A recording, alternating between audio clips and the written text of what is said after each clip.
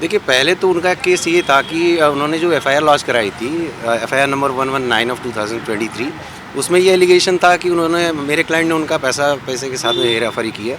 So section जो apply हुए थे वो 406 323, 504 और 506 पार्ट 2 था। उसके बाद मेरे क्लाइंट को राखी के घर से अरेस्ट उठाया गया, जिस टाइम पे वो लड़का अपना कपड़ा लेने गया था, वो राखी के कहने पे आया था। उसके बाद फिर वो यहाँ पे आने के बाद पुलिस ने उससे सेक्शन 41 का नोटिस पुलिस स्टेशन में ही सर्व किया।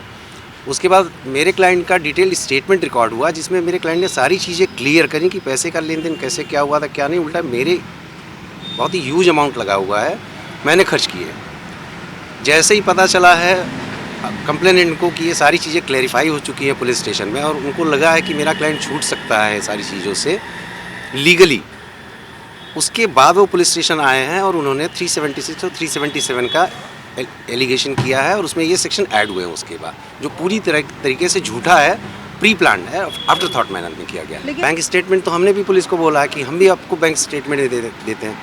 हमने अपना सारा बैंक का वो डिटेल दिया हुआ है। मेरा जो पर्सनल अकाउंट है वो भी दिया हुआ है, जो हमारा बिजनेस अकाउंट है राखी के साथ में जॉइंट जो ऑपरेट होता था, उसका भी डिटेल दिया हुआ है। Let the police investigate, the truth will come forward. और सबसे बड़ी बात यह है कि जो बिज़नेस अकाउंट था आदिल और राखी का, वो जॉइंट अकाउंट था, जिसमें जब भी कोई भी ट्रांजैक्शन होता था ओटीपी आता था 6 डिजिट का, जिसमें से 3 डिजिट राखी जी के उस पर आता था और 3 डिजिट नंबर जो है आदिल के उस पर आता था।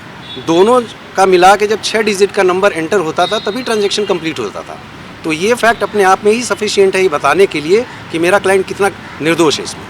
नहीं, वो 406 वो पैसे रुपए के लेन देन किया उस पर लगा रही हैं। उनकी शादी हुई है, वो तो एडमिटेड फैक्ट है। उन्होंने मीडिया के सामने ही हमेशा वो किया कि वो उनका पति है, और इस्लामिक रीति रिवाज से शादी हुई है सबकी।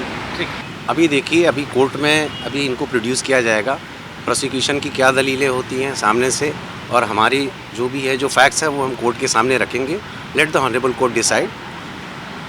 देखिए, पहले तो उनका केस ये था कि उन्होंने जो एफआईआर लॉन्च कराई थी, एफआईआर नंबर 119 ऑफ 2023, उसमें ये एलिगेशन था कि उन्होंने मेरे क्लाइंट ने उनका पैसे के साथ में हेराफेरी की है। सो सेक्शन जो अप्लाई हुए थे वो 406 323, 504 और 506 पार्ट 2 था।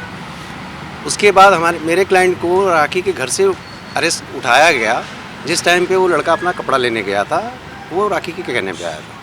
उसके बाद फिर वो यहाँ पे आने के बाद पुलिस ने उससे सेक्शन 41 का नोटिस पुलिस स्टेशन में ही सर्व किया। उसके बाद मेरे क्लाइंट का डिटेल स्टेटमेंट रिकॉर्ड हुआ, जिसमें मेरे क्लाइंट ने सारी चीज़ें क्लियर करी कि पैसे का लेन देन कैसे क्या हुआ था क्या नहीं। उल्टा